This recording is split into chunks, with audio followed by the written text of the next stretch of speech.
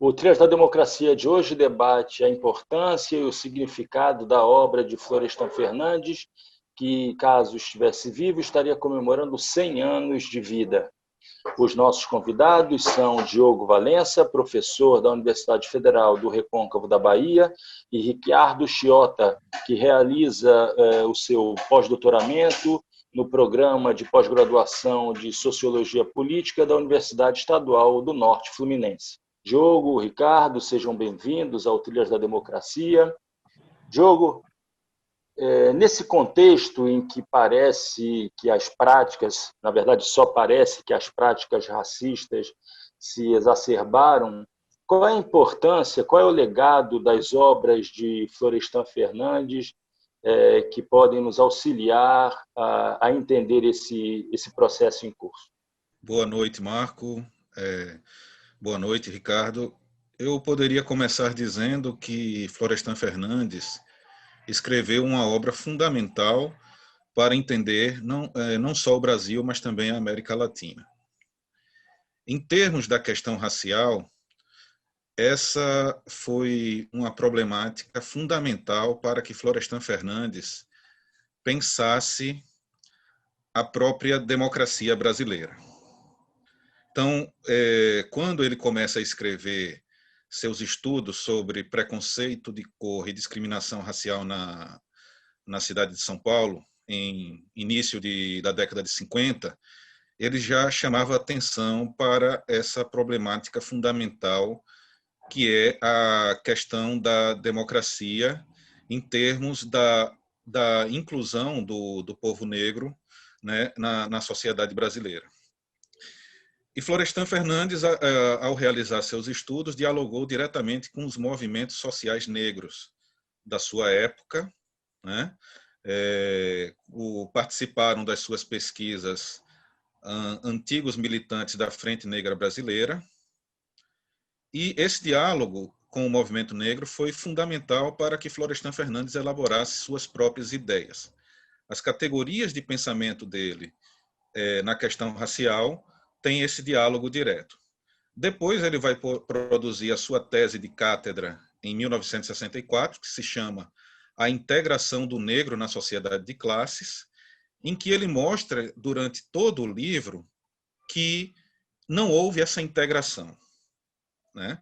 Fruto da discriminação racial e do racismo. Então, é um livro de peso, de fôlego, que foi publicado em 2 volumes, e ele vê a questão do negro como a própria emergência do povo na história brasileira.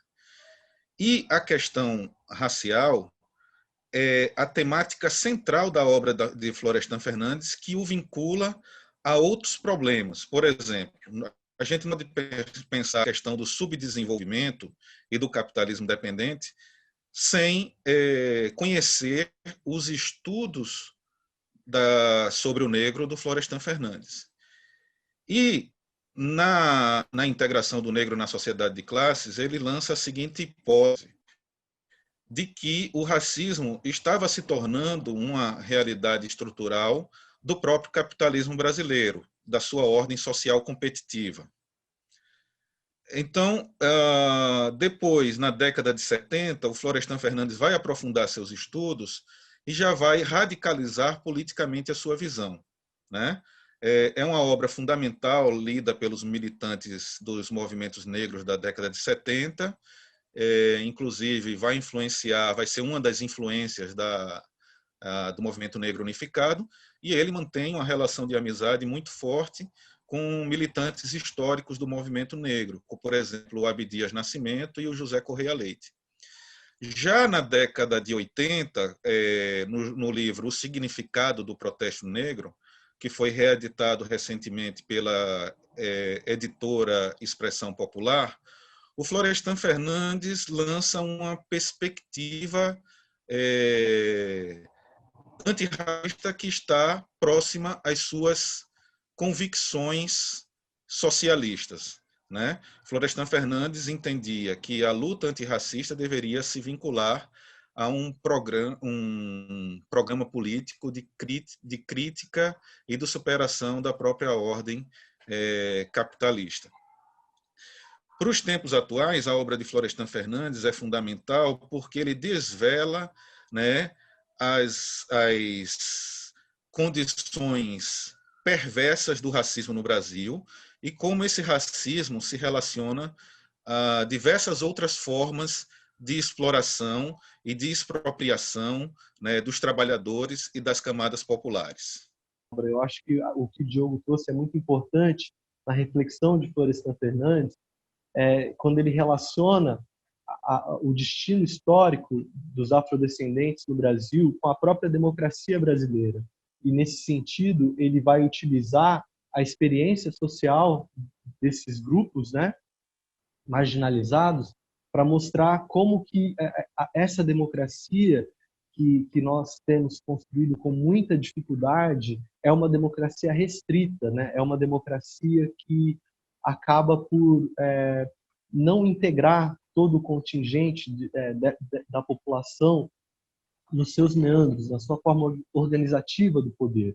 Então, um ponto que eu acho muito interessante desse livro, que talvez traz atualidade para o Florestan, eu até escrevi um tópico sobre ele, chamado A Democracia e Desracialização da Economia Política, no meu livro chamado Brasil, Terra da Contra-Revolução, que é uma tese na qual eu dialogo com o Florestan Fernandes, e que ele vai dizer assim, que como há essa demanda por uma integração do negro na sociedade de classe, Florestan vai falar assim que há um afã, né? Havia um afã de pertencer ao sistema por parte dessa população, e isso tem sido historicamente barrado pela sociedade inclusiva, né? Por aquilo que ele chama de uma raça dominante branca.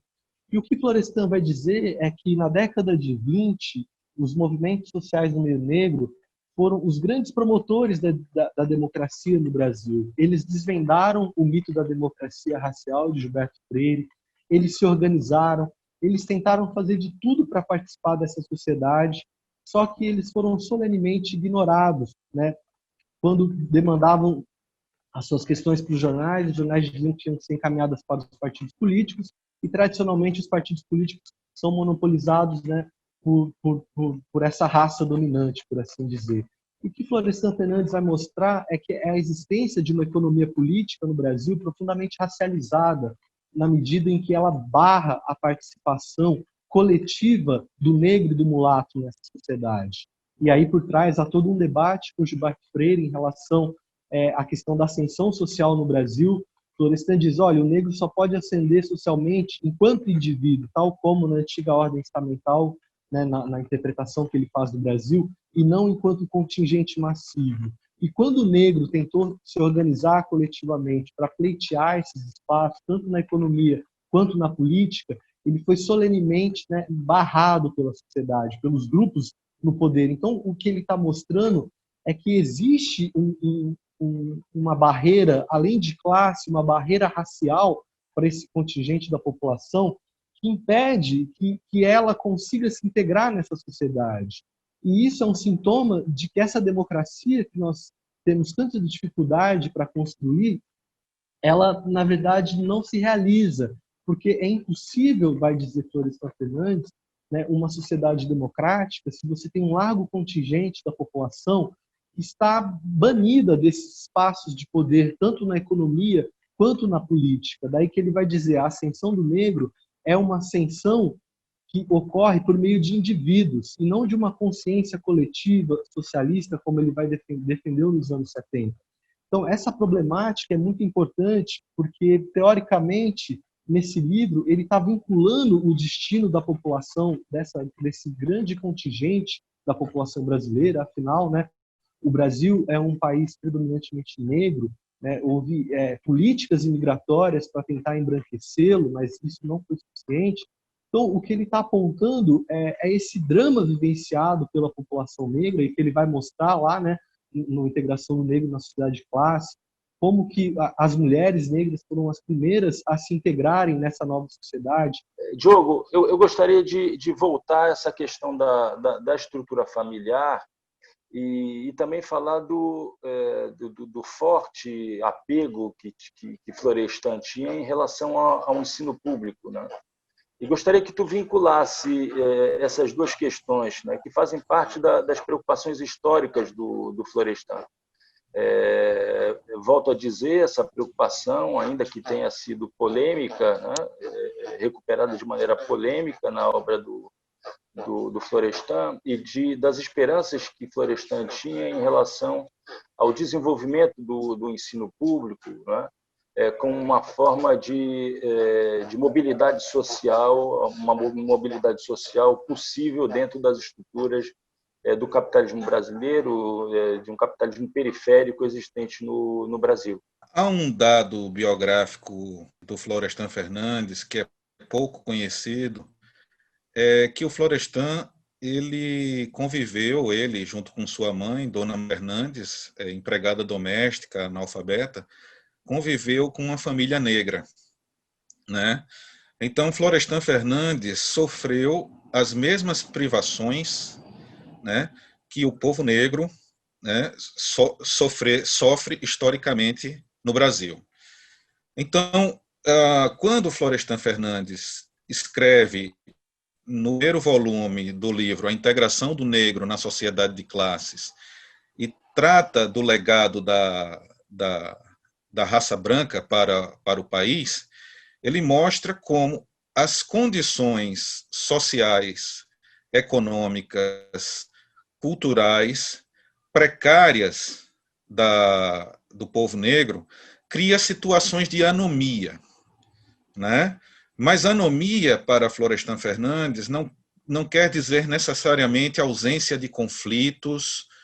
A anomia ela é criada politicamente pelos grupos dominantes, pelas elites brancas dos grupos dominantes, como uma forma de controle político e social da população negra. Então,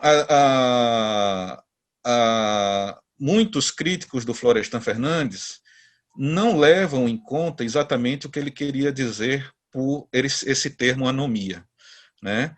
Que ele retira da tradição sociológica durkheimiana, mas, na verdade, é uma denúncia política, de certa forma, né, das condições de precariedade e das barreiras que são impostas ao povo negro para a sua ascensão. Tanto que o livro é formado em duas partes, né, escrito em duas partes. A primeira parte se chama O Legado da Raça Branca e o segundo No Limiar de uma Nova Era, porque Florestan Fernandes está mostrando o tempo todo como o próprio povo negro se organizou, começa a se organizar para enfrentar as condições adversas que lhes são, digamos assim, impostas por um meio político de dominação e de imposição de barreiras para a sua ascensão coletiva, né? O termo que Florestan Fernandes fala, e o que ele gostaria de ver, era uma ascensão coletiva do povo negro. Em relação ao tema da educação, Florestan Fernandes foi um árduo defensor, durante toda a sua vida, da escola pública. Ele acreditava que a verba pública deveria ser dirigida para a escola pública. Ele participou da campanha em defesa da escola pública, né, em fins da década de 50, começo da década de 60, e como deputado parlamentar, como deputado na Constituinte, depois como deputado, foi uma das esferas de atuação. Inclusive, ele propôs um projeto de constitucional em que falava explicitamente de que deveriam ser destinadas bolsas para a manutenção integral do estudante negro, para que essas desigualdades pudessem ser corrigidas. Então, a questão educacional se relaciona, para Florestan Fernandes, com essa tentativa, essa proposta de superação das condições adversas para a grande maioria da população brasileira, que é negra, né? Então, eu diria que as duas, a escola pública e a questão do negro, estão relacionadas. Ricardo, nós poderíamos agora começar a falar sobre um outro clássico de Florestan Fernandes, publicado em meados da década de 70, que foi A Revolução Burguesa no Brasil. A obra representa uma ruptura com as análises que eram feitas até então sobre o processo revolucionário burguês, o processo de modernização existente no Brasil. E é nessa obra que Florestan se utiliza do conceito de modernização conservadora, do Barrington Moore Jr., de revolução pelo alto também, numa análise que é muito próxima daquela que Gramsci fez acerca da revolução passiva no Risorgimento italiano. E isso teve profundas implicações para a forma de afirmação do capitalismo no Brasil, um capitalismo periférico, e que seria um obstáculo ao desenvolvimento da democracia, ou seja, a tese da autocracia burguesa no Brasil. O que ainda existe de válido nessa análise de Florestan sobre o Brasil contemporâneo? Bom, eu acho, do meu ponto de vista, assim, que esse livro ele é fundamental para a gente entender o que está acontecendo hoje no Brasil, pela teoria que ele constrói, né, do que é o capitalismo brasileiro. Assim. Então, ali, Florestan, nesse livro, vai construir uma teoria do capitalismo dependente, que é um tipo de capitalismo que promove um tipo específico de transformação que é distinta do que ocorreu, né, na Itália, no caso que Gramsci vai analisar, ou mesmo em relação a um conceito de modernização conservadora. Por quê? Porque ele vai dizer que é uma história triste, essa nossa história brasileira, que ela se recompõe simultaneamente a partir de dentro da dominação burguesa e a partir de fora, pela dominação imperialista. E ela produz constantemente novos modelos de desenvolvimento capitalista que exigem sempre essa conciliação de formas arcaicas com formas modernas, né? E a articulação de antigas estruturas coloniais, né, bem visíveis a novas estruturas coloniais disfarçadas. Eu, retomando esse livro há pouco, que eu escrevi um texto sobre o Estado de Florestan Fernandes, eu vi que ele é muito importante para a gente entender o que está acontecendo hoje no Brasil, porque Florestan vai dizer assim, pegando por esse viés do Estado, isso é uma coisa que ninguém quase discutiu na obra de Florestan, basicamente ninguém no levantamento que eu fiz. Ele vai dizer que o Estado brasileiro é um Estado que é metade Leviatã e metade Behemoth. Esses dois monstros fazem parte da escatologia hebraica e são títulos de livros famosos do pensamento político ocidental, né? Um de Leviatã e o outro de Franz Neumann. Florestan quer dizer que o Estado brasileiro ele é um Estado Leviatã para as classes dominantes, no sentido de que assegura os direitos de propriedade, institui os direitos, ao passo que para a classe trabalhadora, para os demais, das demais classes sociais, ele é um Estado behemoth, é um Estado totalitário, é um Estado autoritário, autocrático, é um Estado construído para servir a essas classes dominantes, garantir os seus privilégios e, ao mesmo tempo, um Estado para oprimir, né, e impedir qualquer tipo de participação política das classes dominadas, do que Florestan chamava dos de baixo. Então, eu creio que esse livro, apesar de ser datado, por ele ter um alcance teórico muito grande, ele pode contribuir muito para pensar o Brasil hoje, atualizando a discussão que ele traz, né? Pensando hoje que o Brasil é um país que perdeu todo o seu parque industrial, aquela economia que havia nos anos 80, né? Há um processo né, que vem ocorrendo assim, de a economia se tornar uma economia profundamente financiarizada, e a própria burguesia brasileira está perdendo espaço no interior do Estado para o imperialismo.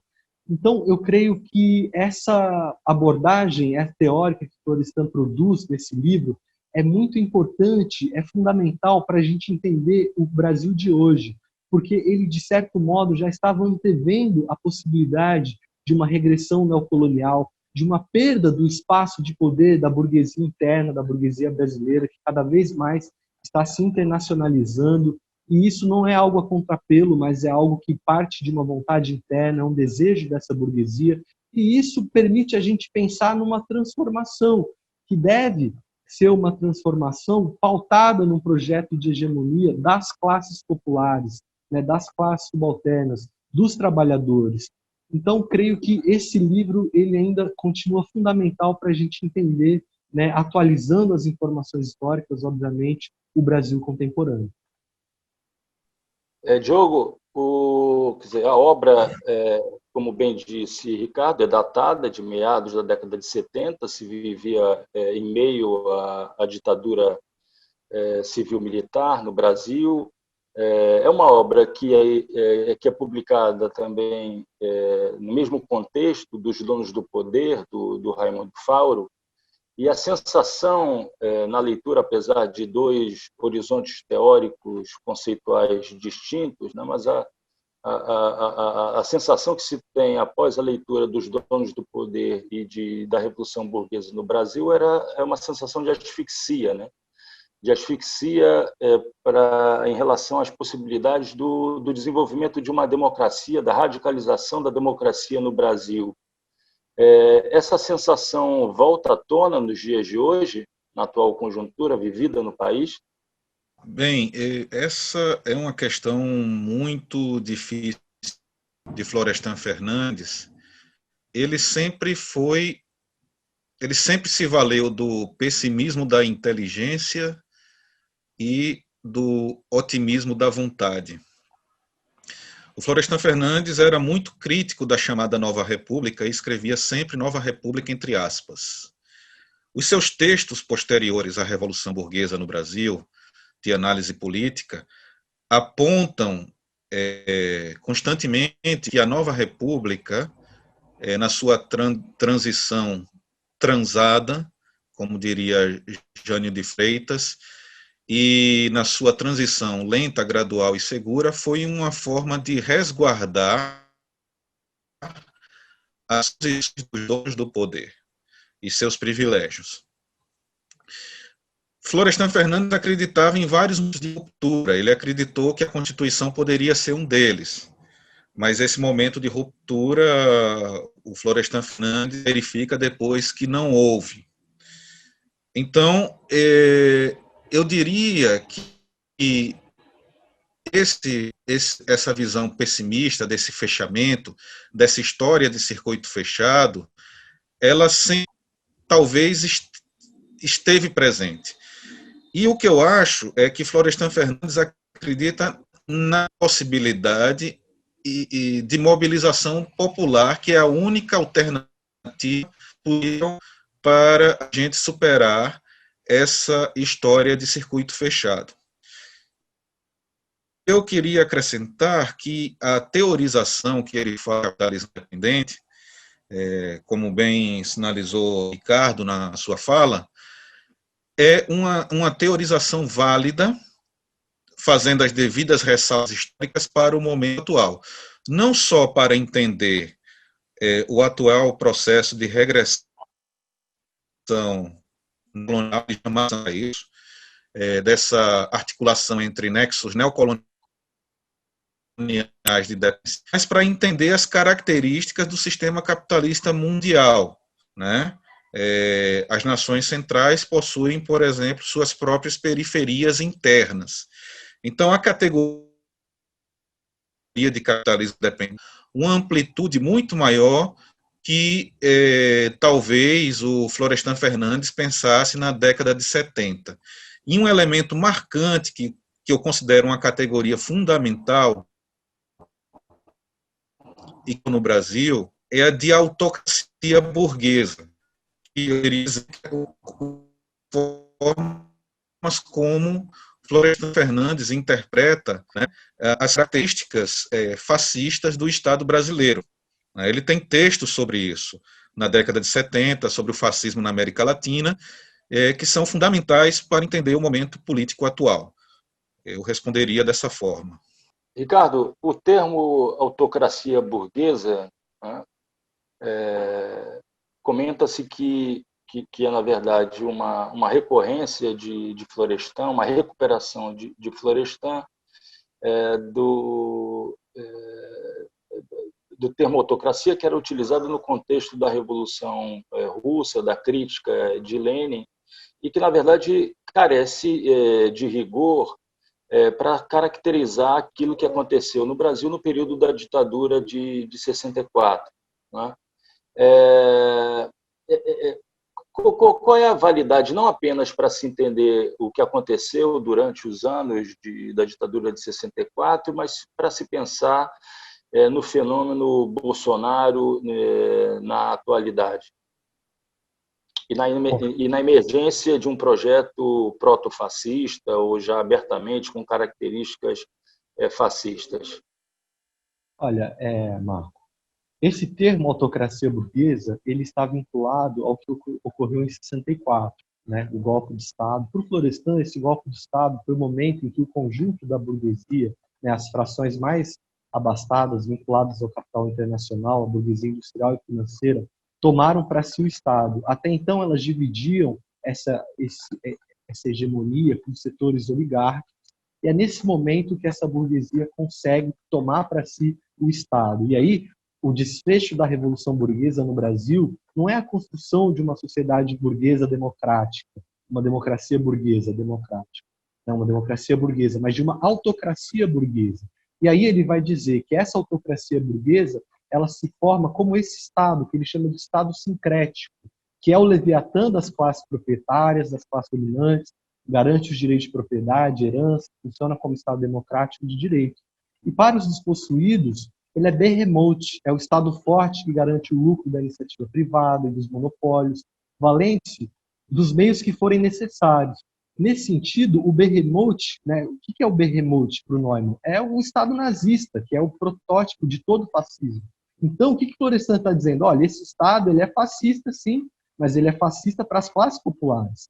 Já para as classes dominantes, ele é o Leviatã, o grande Leviatã, né, que garante os direitos, que permite, sobretudo, né, os direitos de propriedade, que os contratos sejam possíveis. Então, essa dimensão que eu estava dizendo anteriormente na teorização do Florestan, o que ele vai dizer hoje? O que ocorreu hoje? Ora, essa burguesia ela acabou se integrando ainda mais a esse capital financeiro internacional, internacionalizando mais a economia brasileira, e para isso é necessária a existência desse Estado behemoth, dessa face, né, dessa face fascista do Estado. Só que é fascista para quem? Não é fascista para a burguesia, é fascista para os trabalhadores. Então, eu creio que essa reflexão do Florestan em torno do Estado dependente, ela é muito importante para a gente entender o que está acontecendo hoje no Brasil e não se surpreender com esse Estado fascista, porque ele já estava ponderando isso em 1975, né, nesse livro, 1974,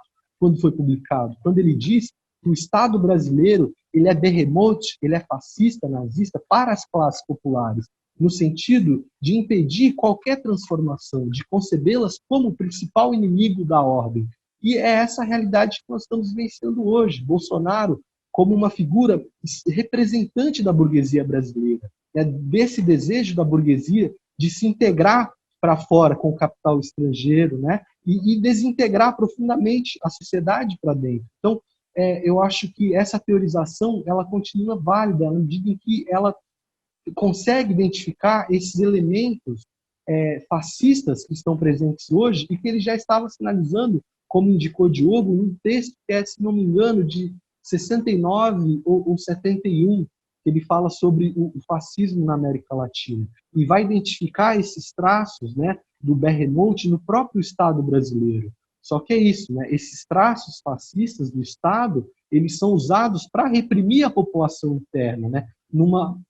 Nos arranjos que são feitos, né, por parte dessas frações burguesas que tomaram para si esse poder de Estado. E o que nós vemos hoje, né, com o nível de grana que está sendo destinado ao pagamento de juros da dívida, como que essas frações estrangeiras elas estão cada vez mais se apoderando do Estado brasileiro, essa abertura para os agrotóxicos, tudo o que vem ocorrendo indica nesse sentido de uma perda das posições estratégicas da burguesia brasileira, que está perdendo o seu espaço de poder político no Estado para essas burguesias imperialistas que atuam na sociedade brasileira.